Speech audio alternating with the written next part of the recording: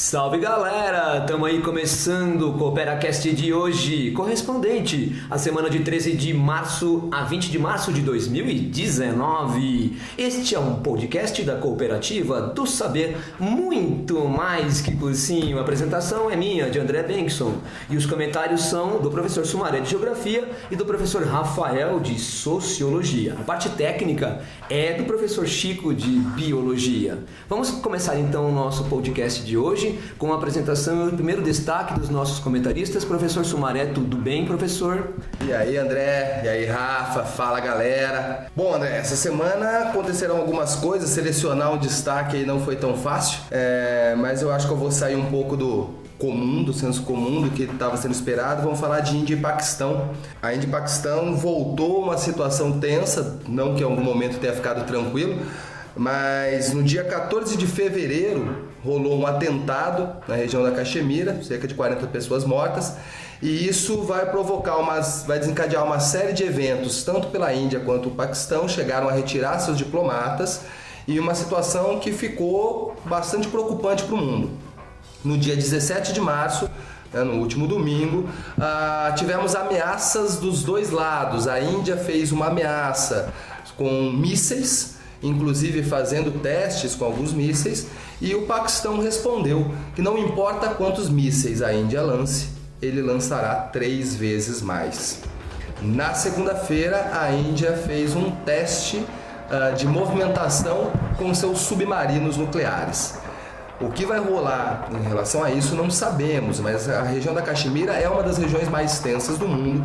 Desde 1947, quando houve as independências, cerca de 2 anos aí de tensão nessa região. Tivemos uma das maiores migrações da história nesse período, cerca de 15 milhões de pessoas indo da Índia para o Paquistão e do Paquistão para a Índia.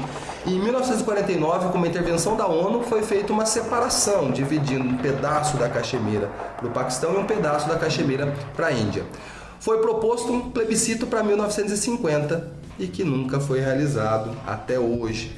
Então, essa situação de Índia e Paquistão, ela levanta uma discussão sobre a questão nuclear. São 2 países que têm uma pequena armamento, não chega perto das grandes potências, mas são 2 países que possuem armamento nuclear. Uma tensão entre esses 2 países pode causar, sim, consequências mais sérias. Acho que é legal, uma coisa para ficar de olho aí pelos próximos dias.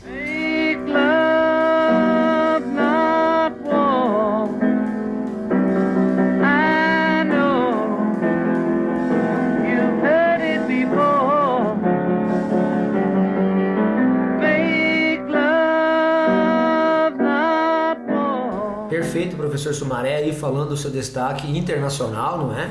Dessa semana que estamos destacando. Professor Rafael, tudo bem?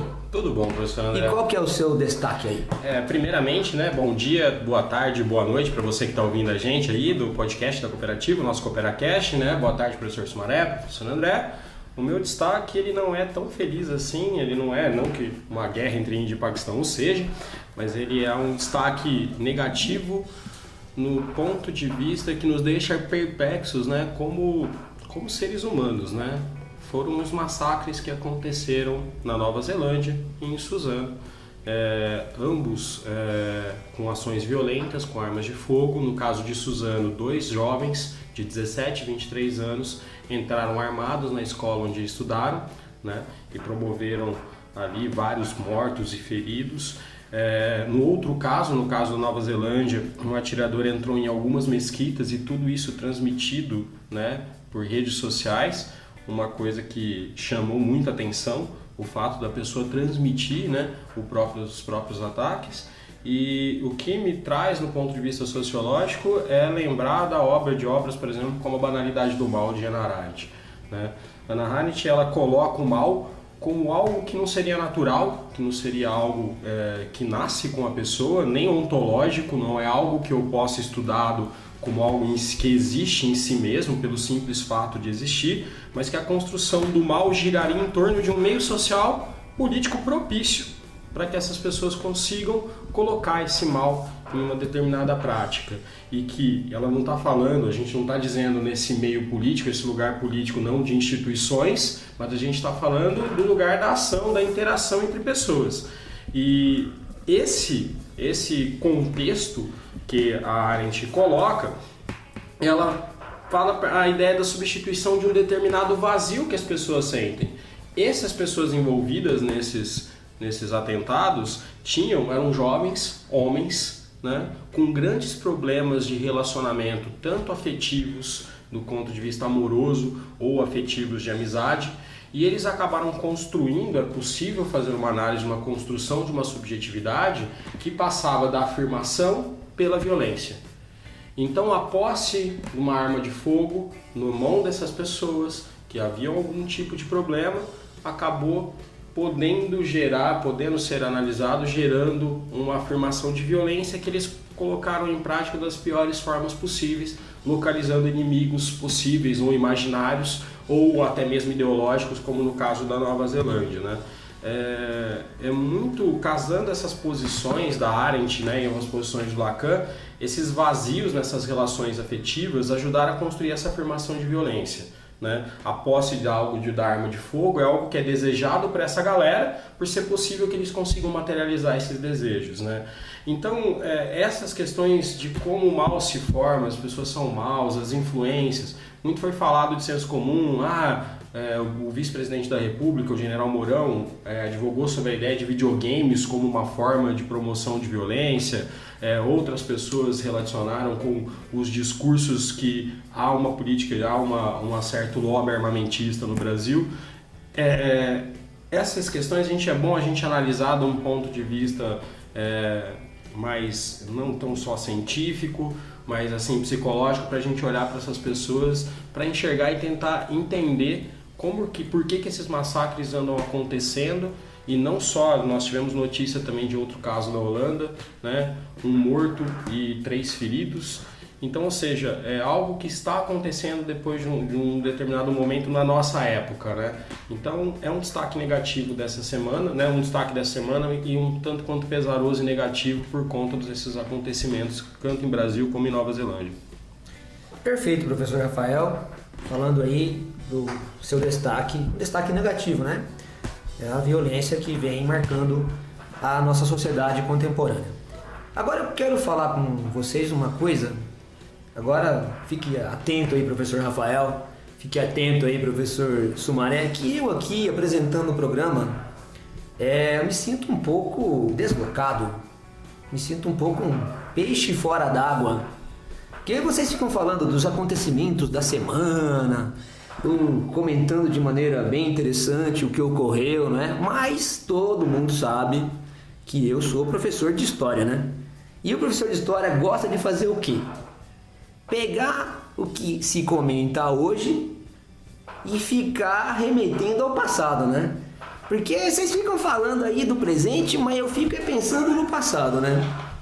Mas é você que ama o passado e que não vê. É você que ama o passado e que não vê que o novo sempre vem. Então eu queria falar sobre o passado. Vocês me dão licença aí para falar Fica um pouco? à vontade, professor. Dar os pitacos aí do passado aí? Posso mesmo? Professor. Mas o programa é um programa que fala sobre 13 de março até 20 de março, André. Mas não falou qual o ano. Entendeu? Entendi. Então, eu tava pensando numa coisa aqui, vê se vocês entendem. É coisa de professor de história, entendeu? Porque essa semana, que dia que é hoje? Então, hoje é dia... Hoje é dia 19 de março. 19 de mas março. O programa vai ao ar dia 20 de março. Importante dizer isso. Mas nós estamos cobrindo desde o dia 13, né? Exato. Então, no dia 15 de março, sabe o que aconteceu na história, gente? Olha, o professor falando a prova, né? O que aconteceu no dia 15 de março do ano 44 a.C.? Vocês sabem o que aconteceu?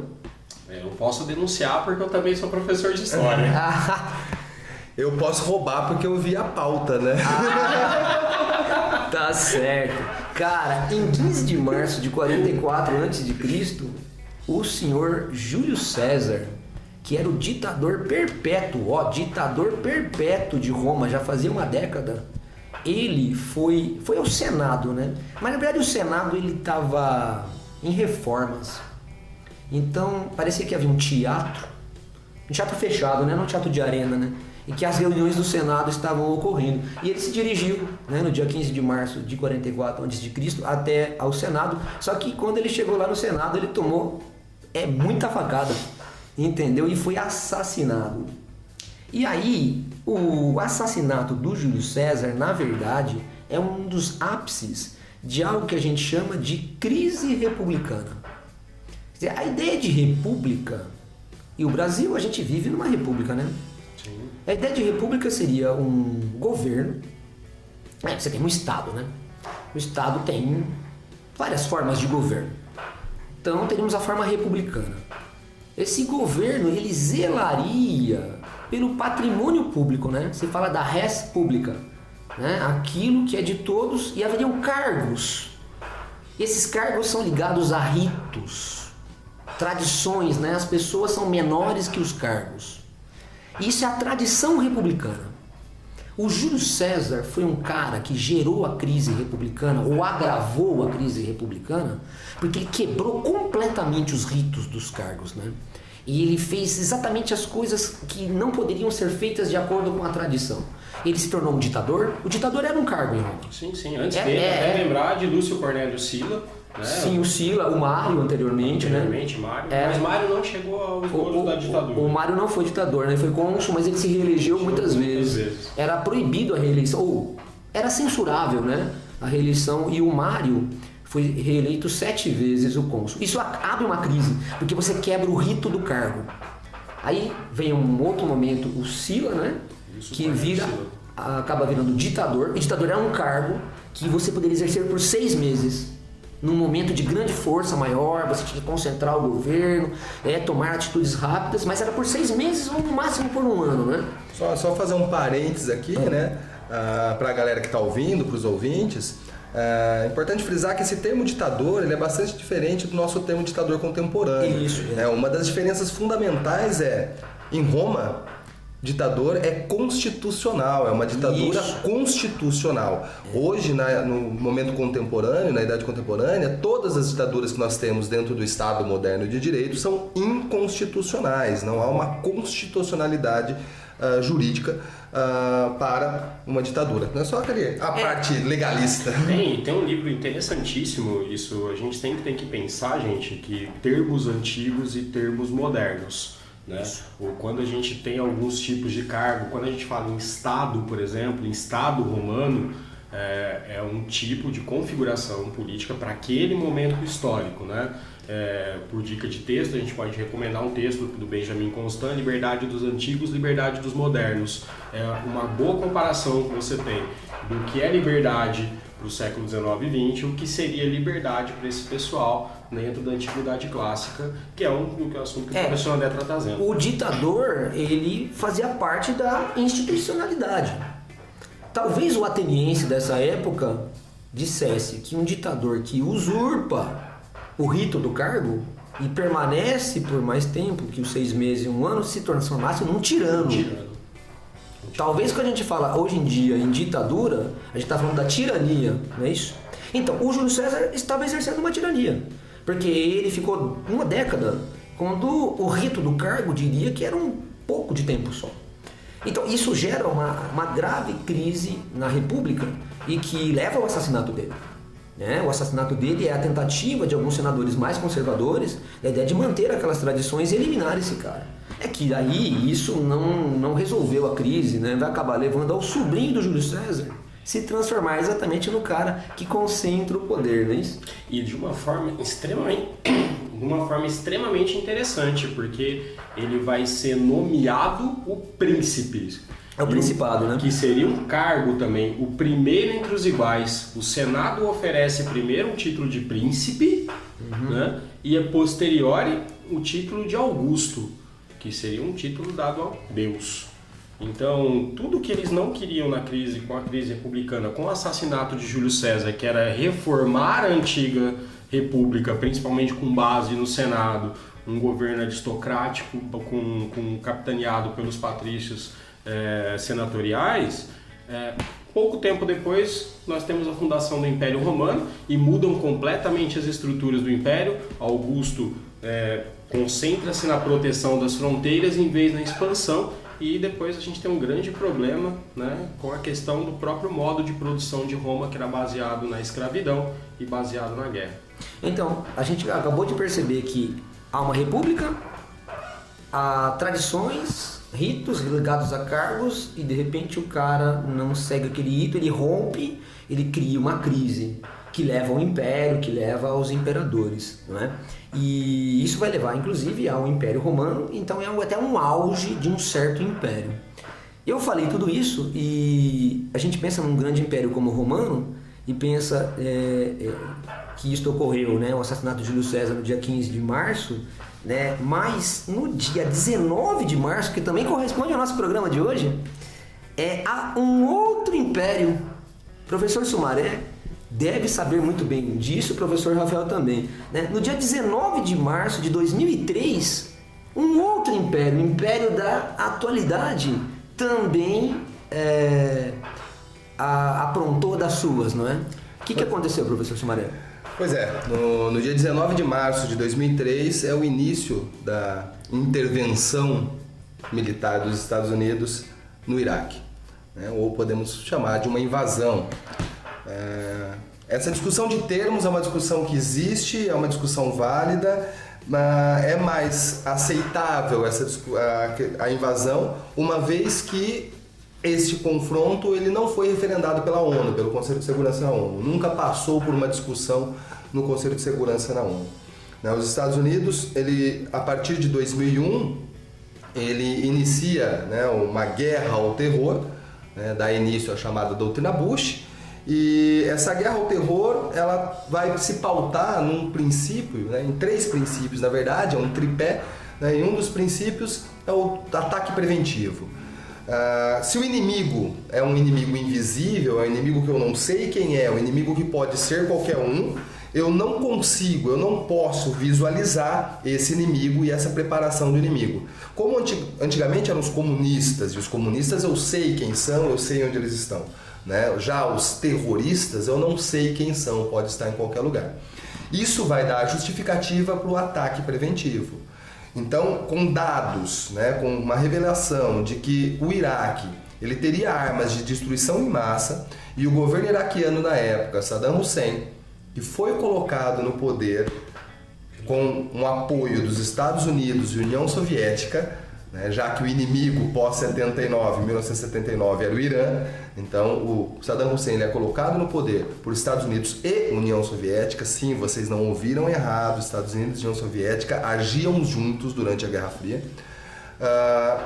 O Saddam Hussein passa a ser um incômodo, né, pós-Nova Ordem Mundial, e os Estados Unidos, com a justificativa de armas de destruição em massa, faz uma intervenção no Iraque.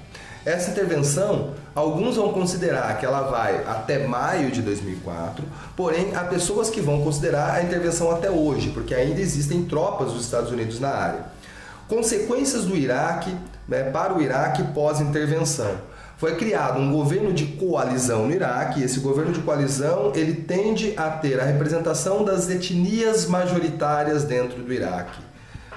Qual o problema aqui? O Iraque é um mosaico étnico. O Iraque hoje é a antiga Mesopotâmia, não é, professor André? Sim. Ou seja, uma região que vai ser uma rota de passagem por inúmeros povos, né, desde a antiguidade. Então, imagina a distribuição étnica desse país hoje. O governo de coalizão ele conta hoje com 35 representações. Ou seja, a capacidade de manutenção de poder é muito pequena. Dessa forma, o que vai acontecendo com o país Iraque? Enquanto Bagdá vai conseguir manter uma certa estabilidade, onde você tem uma concentração do poder, tanto o poder político na figura desse governo de coalizão, quanto de um poder militar dos Estados Unidos, as áreas mais à fronteira vão se tornando um espaço frutífero para grupos extremistas armados.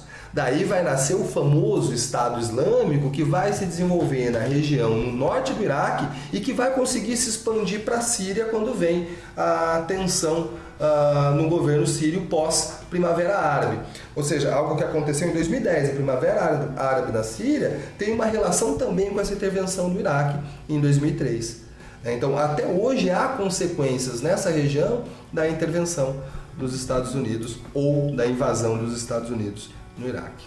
Assim, muito interessante, além dessa explanação bem detalhada do professor Sumaré e também a explanação sobre Roma, muito detalhada do professor André, é que tanto os Estados Unidos quanto os romanos, fazendo todas as precauções anacrônicas possíveis, utilizam-se de alguns princípios que eram a formação de alianças com algumas elites locais para que eu possa colocar um determinado controle sobre agentes econômicos, né? O petróleo iraquiano, que antes era vendido dentro de uma constituição feita dentro de uma formação da OPEP, hoje ele tem menos intermediários para chegar ao mercado norte-americano. Só lembrar que 2003 não é a primeira tentativa de intervenção dos Estados Unidos. A gente tem a intervenção em 92, né, a Guerra do Golfo, né, a tempestade no deserto, quando os Estados Unidos tentam uma intervenção no Iraque devido a uma anexação do Kuwait pelo Iraque. Né? Então o Bush pai, né, tentou, né, no início dos anos 90 e o Bush filho consegue no início dos anos 2000. É nessa guerra, Sumaré, que o Bush filho argumenta que o motivo para a invasão é a posse de armas de destruição em massa. Né? Exatamente. Que hoje em dia a gente percebe que é uma grande mitologia, não é isso? O próprio Estados Unidos assumiu isso recentemente. O próprio Estados Unidos assumiu que, na verdade, não havia informações precisas e que não encontraram essas armas.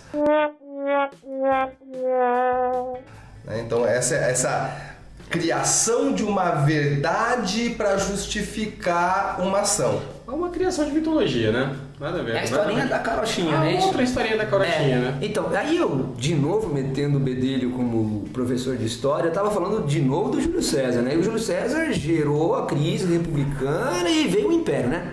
Você sabe que quando teve o primeiro imperador foi Otávio, né? Otávio Augusto. Ele acabou também criando uma historinha da carochinha.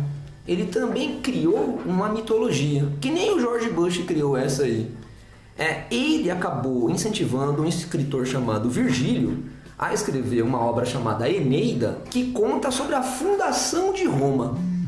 E vocês sabem qual que é a data da fundação de Roma, pelo menos na invenção mitológica? Qual é a data, professor André? Dia 21 de março, não é? Que exatamente estamos próximos dessa semana, né? Que seria a invenção, né, por meio do imperador Otávio, de que esse dia foi o dia da fundação de Roma, né? 753 a.C. Então lá em 1 da nossa era, eles inventam que a fundação de Roma foi em 21 de março de 753 a.C., com a historinha do Rômulo e Remo, que é tão bonitinha quanto a historinha do Bush sobre armas de destruição em massa. E aí as pessoas, a Eneida, eu recomendo para quem quiser ler, um poema muito bonito. Trata-se da fuga de Enéas de Troia, que seria... Mas o Enéas não é o político. Não é o político, não, imagina, não é o meu nome é Enéas. É outro Enéas, que é filho de uma deusa, que foge de Troia depois da guerra de Troia, que leva o seu pai velho num braço e o seu filho pequeno no outro, que traz uma outra origem mítica tentando fazer uma correlação com os gregos, ou seja, é uma história que é criada misturando mitologias, que vai ser muito o imperador vai ajudar a proteger esses poetas para que contasse a história de Roma, não só ele, mas como outros autores, o que dá nome à nossa frente, Tito Livio, também é um autor importante, não do período monárquico, mas do período republicano, mas outros autores também, como Suetônio, vai ser protegido também pelos imperadores romanos para produzir uma história que os favorecesse em um determinado tempo. Então essa ideia de contar história para justificar ações de governo e de Estado não é de agora. Né? Fake news não foram criadas agora, certo?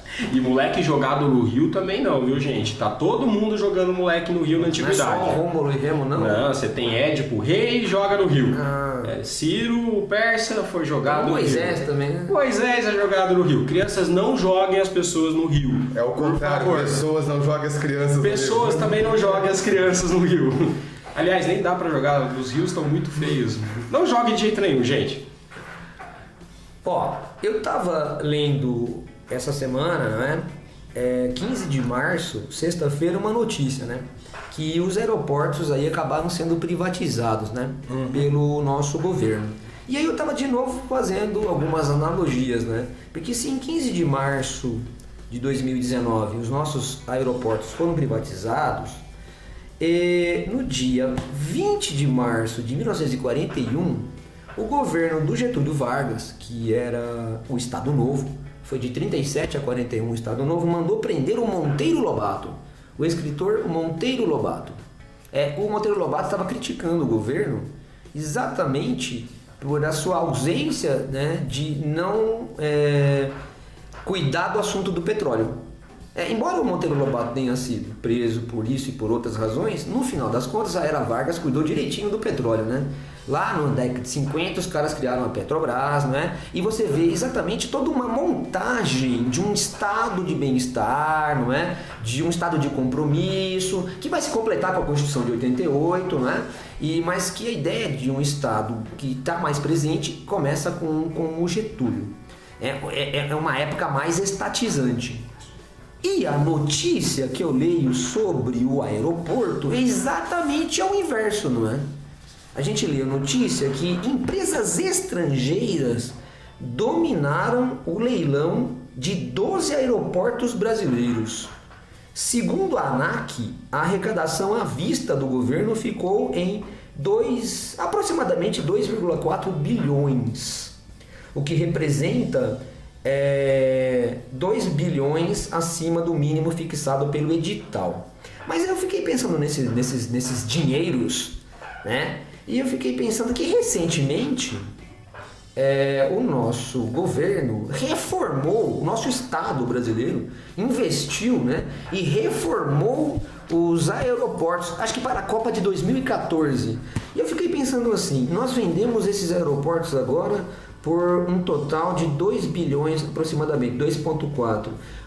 Alguém aqui sabe quanto que o governo já há poucos anos atrás, a questão de 4 ou 5 anos atrás, gastou para reformá-los? Então, o processo de reformas dos aeroportos, né, durante não só a Copa, tem a Copa, as Olimpíadas, né, o período aí dos grandes eventos internacionais, os aeroportos eles tiveram 2 investimentos principais nas suas reformas. Você tem a parte do Estado via Infraero, mas você vai ter algumas concessionárias desses aeroportos que vão entrar com aportes financeiros também.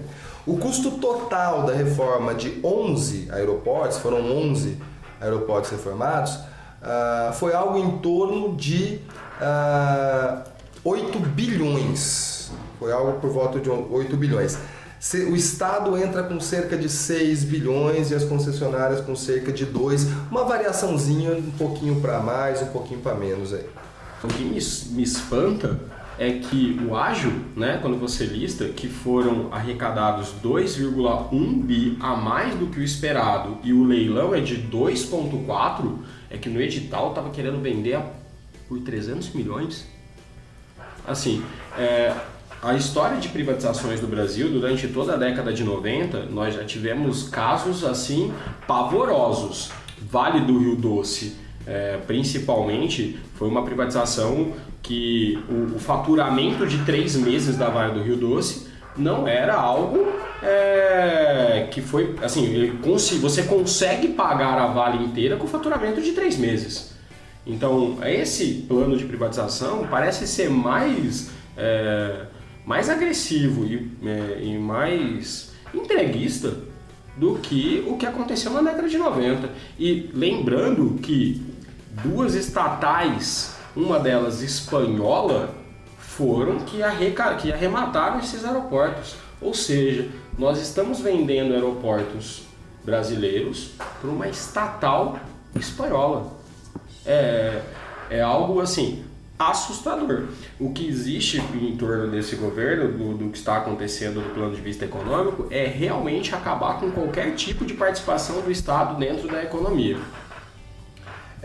Então, pensar na história econômica recente do Brasil, se a gente pegar de Getúlio para frente, e por que eu coloco o Getúlio para frente? Porque eu vou considerar aqui o Getúlio como talvez o primeiro cara que vai pensar numa organização nacional de país. Pré-Getúlio, a gente vai ter períodos conturbados de uma gestão nacional, muito mais oligárquica do que uma questão de pensamento estratégico A nacional. participação do Estado na economia nos primeiros anos da República Velha não girava em 20% do PIB, que é algo muito pequeno até para padrões liberais. A partir daí vem o Getúlio, que começa um processo que vai vincular uma ação, uma intervenção do Estado, uma ação do Estado, tanto em duas áreas, prioritárias, podemos dizer assim, que está vinculado à indústria de base, que a gente vai ter a geração de energia, Petrobras e Eletrobras, e a gente vai ter A Eletrobras na ditadura, a CSN.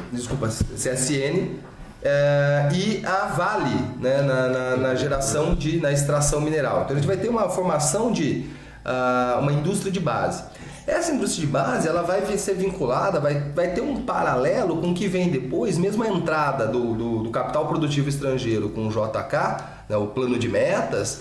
Você vai ter uma participação do Estado nessa geração de matéria-prima e energia para essas empresas estrangeiras que vão produzir o produto, o bem de consumo final.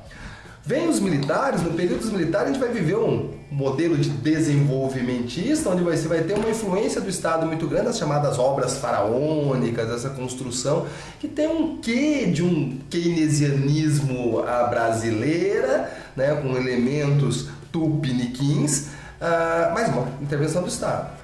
Com o capital estrangeiro. Sim. Que é muito importante sempre se lembrar do capital estrangeiro, por conta que essas obras faraônicas, que o professor Sumaré colocou muito bem, custavam dinheiro e estava nessa época o mercado internacional muito aberto a emprestar dinheiro a juros muito baixos. Aí nós temos um problema que vai acontecer por conta do mundo árabe e depois pela Revolução Iraniana, que vai fazer com que esse dinheiro não vai ficar tão barato assim.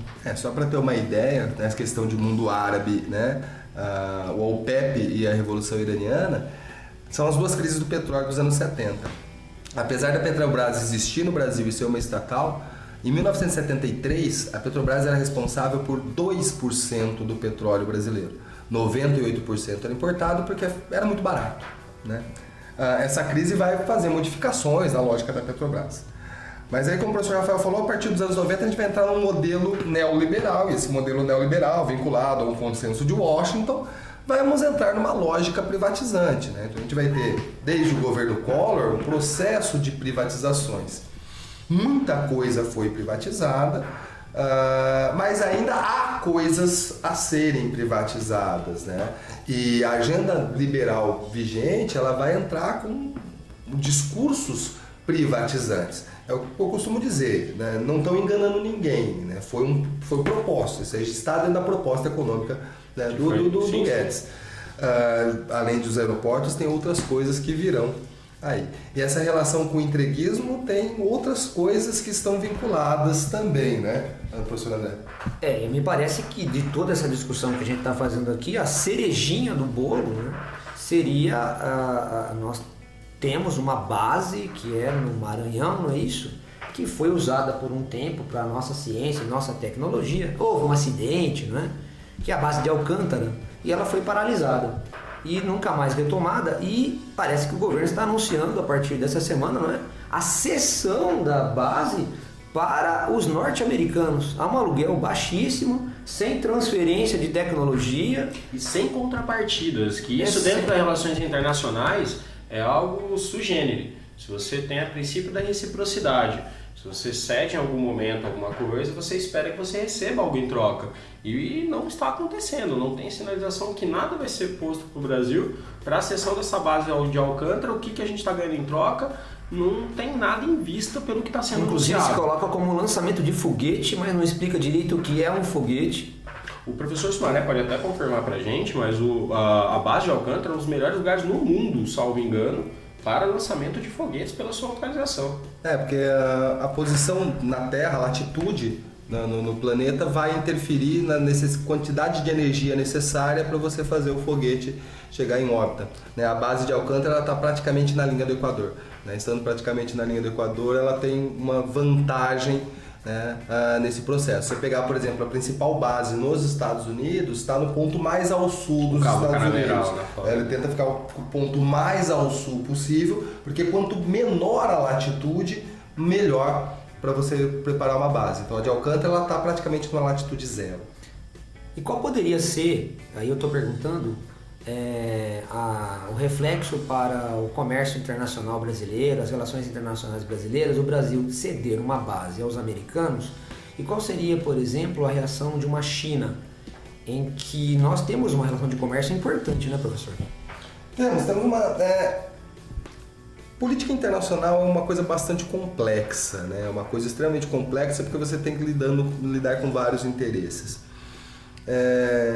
Desde o governo do Fernando Henrique Cardoso, né? O governo do Fernando Collor foi meio conturbado e do Itamar também, né? O Itamar ele meio que faz a transição, mas desde o governo do Fernando Henrique Cardoso teve-se um cuidado na construção de um papel, uma imagem brasileira na política internacional, né? Então tentamos criar uma imagem que seria uma imagem de neutralidade, uma imagem pacifista e uma imagem de total apoio entre os povos, podemos dizer assim, né? O Brasil ele foi um elemento importante, por exemplo, na intervenção da questão Colômbia e Venezuela no início dos anos 2000.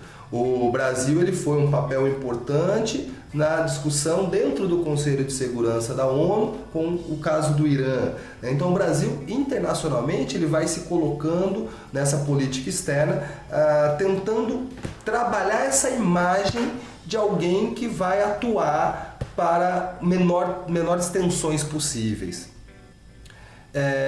Isso é bastante complicado. Por quê? Porque há interesses externos de ambos os lados. Então fazer essa lida, fazer esse jogo exige habilidade. E é uma habilidade que qualquer palavra que você utilize, qualquer ação que você utilize, pode vir a ter consequências. Principalmente quando estamos negociando com alguém que está num posicionamento da balança comercial favorável para ele. Então se eu compro 10 e te vendo 100, né, a minha relação com você é muito mais interessante para mim, então eu só fico mais sujeito.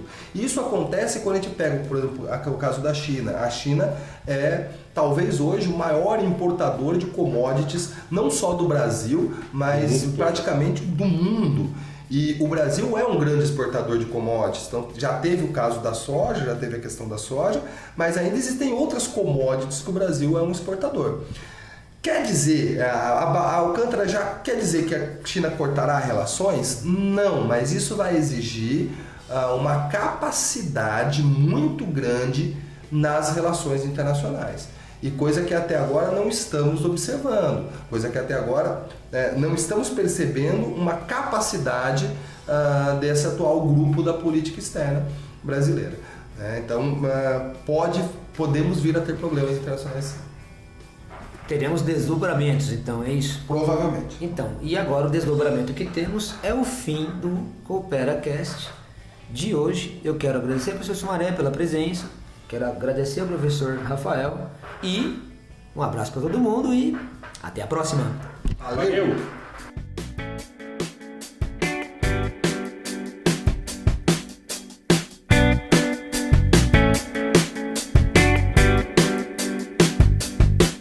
Corrupção e estão financiando essas minhas escolhas de uma forma que eu possa propagar esse tipo de ideia de alguma forma. Não está indo para o serviço, não está indo para as universidades, não está indo para a educação.